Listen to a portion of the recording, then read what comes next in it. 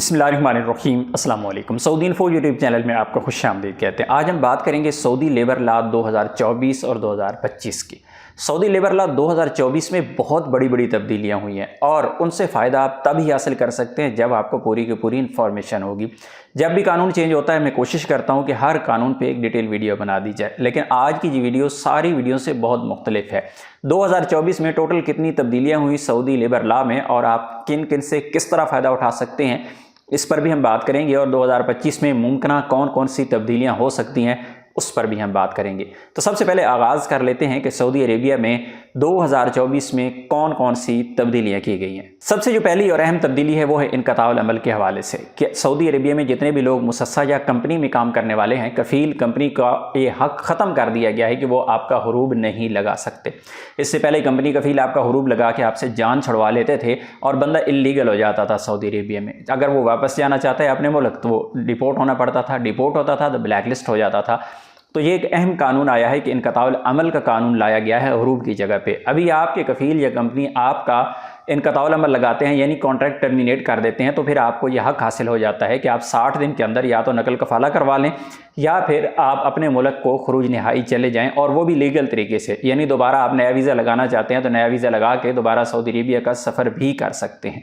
तो इनक़ताउल अमल की बहुत ही बड़ी अपडेट जो 2024 में आई है। उसके बाद हम बात करेंगे सैलरीज़ के हवाले से। सैलरीज़ के हवाले से अक्सर लोगों को परेशानी होती है, कंपनीज़ जो है वो सैलरीज़ नहीं दे रही होती। इसी तरह जो घरेलू मुलाजमीन हैं उनके जो कफ़ील हैं उनको सैलरीज़ नहीं दे रही होती। तो उस हवाले से जो पहले से कानून मौजूद था कि अगर लेट सैलरी मिलती है तो आप नकल कफ़ाला दूसरी जगह पे कफ़ील की मर्ज़ी के ख़िलाफ़ करवा सकते हैं, लेकिन ज़रूरी है कि आपको केस करना पड़ेगा।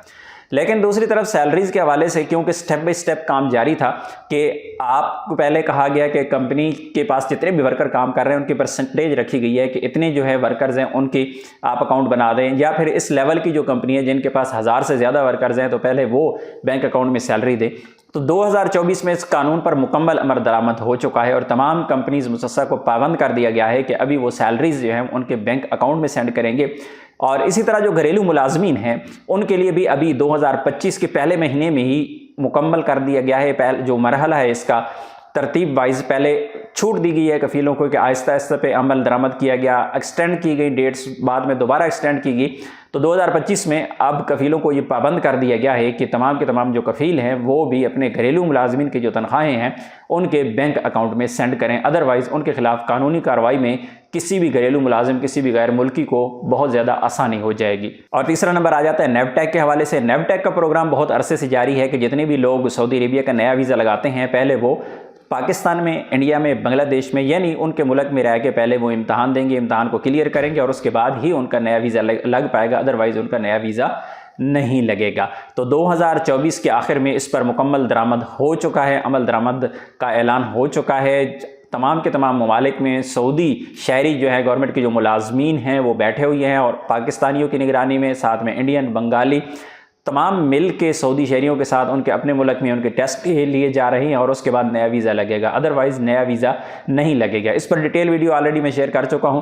शॉर्टकट में दोबारा से दोहरा देता हूं कि जितने भी घरेलू मुलाजमीन हैं और इसी तरह जो आमिल तहवील व तंजील है इसका फ़िलहाल कोई टेस्ट नहीं है। इसके अलावा तकरीबन तमाम शोबों के टेस्ट लाजमी करार दिए गए हैं। अगर आप नया वीज़ा लगाना चाहते हैं तो फिर आपके लिए नेवटेक का टेस्ट जो है वो ज़रूरी होगा, जिसे प्रोफेशन टेस्ट या स्किल टेस्ट कहा जा सकता है। आप अपने मुल्क में टेस्ट देंगे, क्लियर होगा तो फिर आपका सऊदी अरेबिया का नया वीज़ा लगेगा।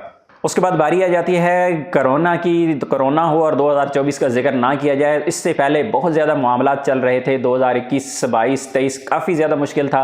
तमाम लोग जो सफ़र कर रहे थे बैरून मुल्क, किसी भी मुल्क का सफ़र करते थे तो ऐसी सूरत में बहुत ज़्यादा मुश्किलात थी। लेकिन 2024 में तमाम की तमाम कोरोना के हवाले से जितनी भी पाबंदियाँ थी तमाम पाबंदियों को ख़त्म कर दिया गया है। पाकिस्तान के लिए और अफ़गानिस्तान के लिए 2025 के आगाज़ में ही पोलियो जो वैक्सीन है वो ज़रूरी करार दे दी गई है, और वो भी उम्रा ज़ायरीन के लिए।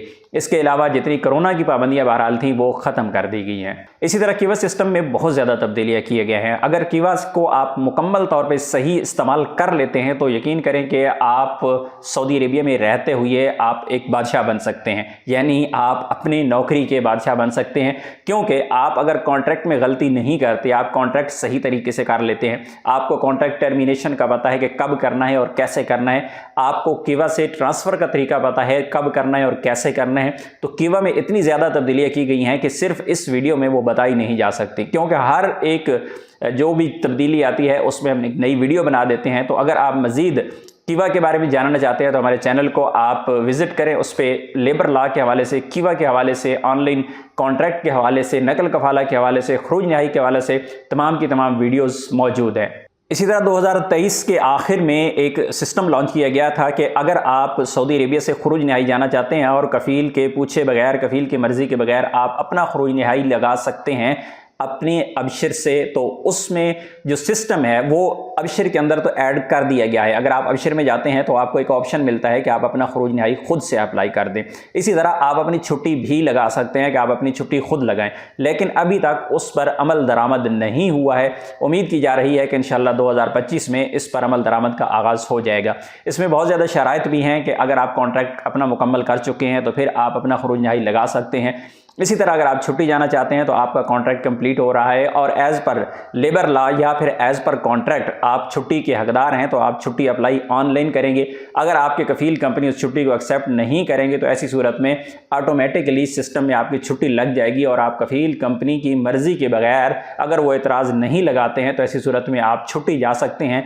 इस कानून पर अमल दरामद नहीं हुआ, लेकिन अबशर में ये वाली जो चीज़ें हैं वो अपडेट कर दी गई हैं। और खरूज नहाई के हवाले से 2025 के जनवरी में एक बड़ी तब्दीली की गई है कि अगर आपका इकामा वैलिड है, 60 दिन से कम है, तो फिर आपका खरूज नहाई जब लगेगा तो जितना इकामा वैलिड है इतना ही आप सऊदी अरेबिया में स्टे कर सकते हैं। अगर आपका इकामा 30 दिन से कम बाकी है तो आपका खरूज नहाई नहीं लगेगा, और अगर आपका इकामा 4 महीने 6 महीने बाकी है तो ऐसी सूरत में खरूज नहाई लगने के बाद 60 दिन मैक्सिमम आप सऊदी अरेबिया में स्टे कर सकते हैं। यानी ऐसी तब्दीली की गई है कि खरूज नहाई लगने के बाद आपका 60 दिन का जो स्टे होता था सऊदी अरेबिया में उसमें काफ़ी ज़्यादा रद्दोबदल कर दिया गया है। इसी तरह नस्वार, सिगरेट और तंबाकू के हवाले से पॉलिसी को बिल्कुल वाज़ेह कर दिया गया है कि अगर आप सऊदी अरेबिया का सफ़र कर रहे हैं तो ऐसी सूरत में सिर्फ 2 डंडे सिगरेट के आप अपने साथ रख सकते हैं। नस्वार पर मुकम्मल पाबंदी आयद कर दी गई है और अगर आप तंबाकू लेके सफ़र कर रहे हैं तो 1 किलो तक तंबाकू की इजाज़त है, इससे ज़्यादा इजाज़त नहीं है। 2024 में ज़्यादा सिगरेट लाने की कोशिश में बहुत ज़्यादा लोगों को फ़ाइन भी हो चुके हैं, इसलिए आपने कभी भी ये नहीं सोचना कि अगर आपके मुल्क में आपकी जान पहचान है और आप इमिग्रेशन अपनी क्लियर करवा लेंगे, अपनी बोर्डिंग क्लियर करवा लेंगे, लेकिन सऊदी अरेबिया में आपको पकड़ लिया जाएगा और फिर आप पर भारी जुर्माना आयद कर दिया जाएगा। इस वजह से आपने कभी भी ऐसी गलती नहीं करनी है। और एक अहम कानून में जो तब्दीली की गई है वो बहुत बड़ी तब्दीली है गैर मुल्कियों के लिए कि सऊदी अरेबिया में अगर अल्लाह ना करे आपको किसी किस्म का कोई एक्सीडेंट हो जाता है, कोई ऐसी इमरजेंसी होती है कि आपकी इंश्योरेंस को कवर नहीं कर पा रही या फिर आपकी इंश्योरेंस तक पहुंचने के लिए जो मुतल्लिका हॉस्पिटल हैं जो आपकी इंश्योरेंस कवर करती है वहां पे नहीं पहुंच पाते, इमरजेंसी की सूरत में एक अहम कानून पास किया गया है कि जितनी भी फैसिलिटीज़ सऊदी शहरियों को दी जाती हैं इमरजेंसी की सूरत में, तमाम गैर मुल्कियों को भी वही सहूलियात सरकारी हॉस्पिटल्स में दी जाएं। ओवर टाइम के हवाले से कानून में एक बड़ी तब्दीली की गई है कि अगर आपका ओवर टाइम लगा है और आप मुसलसल ओवर टाइम लगा रहे हैं और आपको कफ़ील कंपनी ने पेमेंट नहीं की तो आपको यह हक हासिल हो गया है कि आप पेमेंट ना लें और वो जो ओवर टाइम आपने लगाया हुआ है उसके बदले आप कंपनी या कफ़ील से छुट्टी ले सकते हैं। ये सऊदी लेबर लॉ का हिस्सा बन चुका है। एक कानून में बड़ी तब्दीली की गई है प्रोबेशन पीरियड के हवाले से और नोटिस पीरियड के हवाले से कि अगर आप सऊदी अरेबिया में नए हैं और नए वीज़े पर हैं या फिर नई कंपनी या नए कफ़ील के पास आपने अपना नकल कफाला करवाया है तो प्रोबेशन पीरियड है वो 90 दिन रखा गया है। इसी तरह मज़ीद 90 दिन ये एक्सटेंड तो हो सकता है, लेकिन जो फर्स्ट प्रोबेशन पीरियड है वो 90 दिन होगा। ये सऊदी लेबर लॉ का हिस्सा बन चुका है। इसमें कफ़ील कंपनी काफ़ी ज़्यादा गड़बड़ करते थे, इस वजह से इस कानून को मुकम्मल तौर पर चेंज कर दिया गया है। पहले तो ये होता था कि प्रोबेशन पीरियड कंपनी कफ़ील अपनी मर्ज़ी का लिखवा लेते थे, लेकिन अभी पाबंद कर दिया गया है कि जो मिनिमम प्रोबेशन पीरियड है वो 90 दिन है और अगर कफ़ील कंपनी चाहें और दोनों पार्टीज उस पर मुत्तफिक हों तो मज़ीद 90 दिन के लिए इसको बढ़ाया जा सकता है। और नोटिस पीरियड के हवाले से बहुत अहम जो कानून में तब्दीली की गई है कि नोटिस पीरियड एक तो होता है आपके कॉन्ट्रैक्ट पे लिखा हुआ, जब आप कंपनी छोड़ेंगे तो आपको बताना होगा कफ़ील कंपनी को कि 30 दिन पहले, 60 दिन पहले या 90 दिन पहले आपको बताना होगा कि आप पाबंद हैं। पहले आप नोटिस देंगे कंपनी कफ़ील को, रिज़ाइन देंगे, उसके बाद ही कंपनी कफ़ील आपको छोड़ेंगे।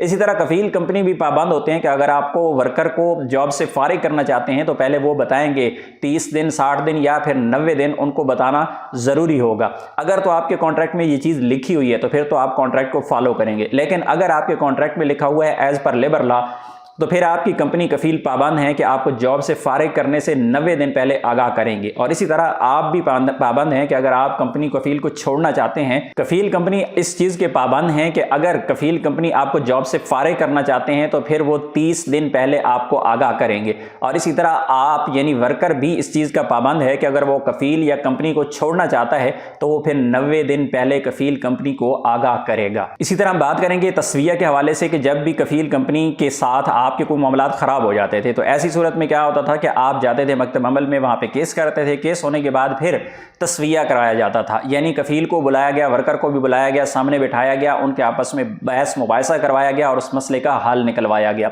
और मसले का हल निकलवाना क्या होता था कि अक्सर औकात जो कफील या कंपनी के मंदूब होते थे, क्योंकि वो खुद लोकल हैं और इसी तरह उनके एरिया में ही ऑफिस में कंप्लेन की गई है, तो वो क्या करते थे, अपना कोई ना कोई सोर्स निकाल लेते थे, कोई ना कोई जान पहचान निकाल के वो अपना मसला हल करवा लेते थे। और जो गैर मुल्की वर्कर था वो बेचारा हमेशा परेशान रहता था।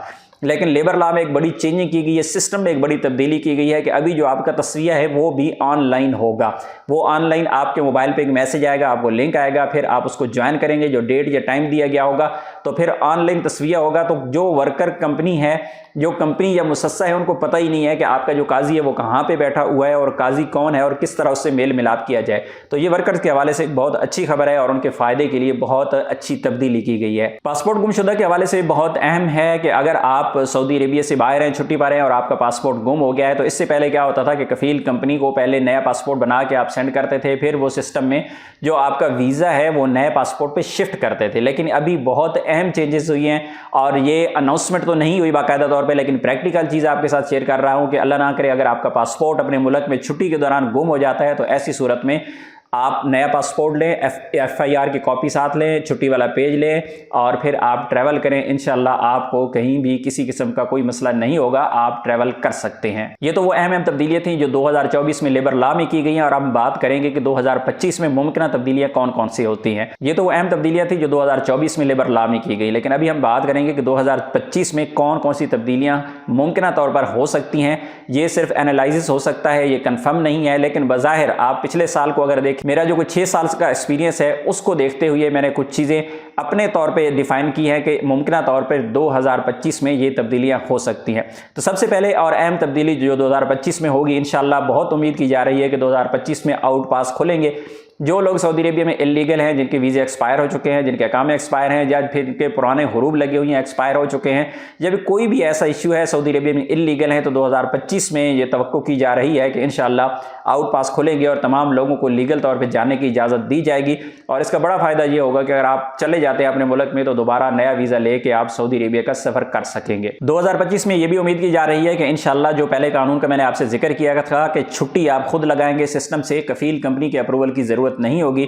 अगर वो कोई एतराज़ उठाएंगे तो वो कानूनी तौर पे अगर एतराज़ उठाएंगे कि आपका अभी तक जो कॉन्ट्रैक्ट है वो पूरा नहीं हुआ या जो भी आपके टेन्योर है वो पूरा नहीं हुआ, अगर उनके पास कोई कानूनी चारा गोई होगी तो वो तो कर सकेंगे, यानी आपको रोक पाएंगे। अदरवाइज अगर आप अपना कॉन्ट्रैक्ट भी अपना पूरा कर चुके हैं, टाइम भी पूरा कर चुके हैं, एज पर कॉन्ट्रैक्ट आपकी छुट्टी भी बनती है, तो ऐसी सूरत में आपके कफील कंपनी इंशाल्लाह आपको छुट्टी से नहीं रोक पाएंगे और ये छुट्टी आप अबशर में जाके अपने तौर पे अप्लाई करेंगे। और इसी तरह जो खरूज नहाई का कानून है जो मैंने पहले भी जिक्र किया है कि इंशाल्लाह वो अबशर से आप अपना खरूज नहाई खुद लगा पाएंगे, लेकिन वक्त के साथ साथ क्योंकि बहुत ज़्यादा चीज़ें चेंज होती रहती हैं तो आने वाले वक्त में ही पता चलेगा कि ऐसे लोगों पर क्या पाबंदी लगती है या नहीं लगती। और बाज़ार जो सूरत हाल नज़र आ रही है, जिस तरह आपका कॉन्ट्रैक्ट 1 साल पूरा नहीं होता और अगर आपका खरूज लगता है या फिर आपका इनक़ताउल अमल लगता है तो आप दूसरी जगह पे नकल कफाला नहीं करवा सकते, आपको खरूज ही जाना पड़ेगा। तो बाज़ाहिर सूरत हाल ऐसी ही लग रही है कि खरूज नहाई तो आप लगा पाएंगे, लेकिन फिर आपका ना तो नकल कफाला होगा और हो सकता है मुमकिन तौर पे आप सऊदी अरेबिया में दोबारा वापस इंटर भी ना हो सकें। अगर आपको 1 साल यानी या फिर आपका कॉन्ट्रैक्ट है वो कंप्लीट नहीं हुआ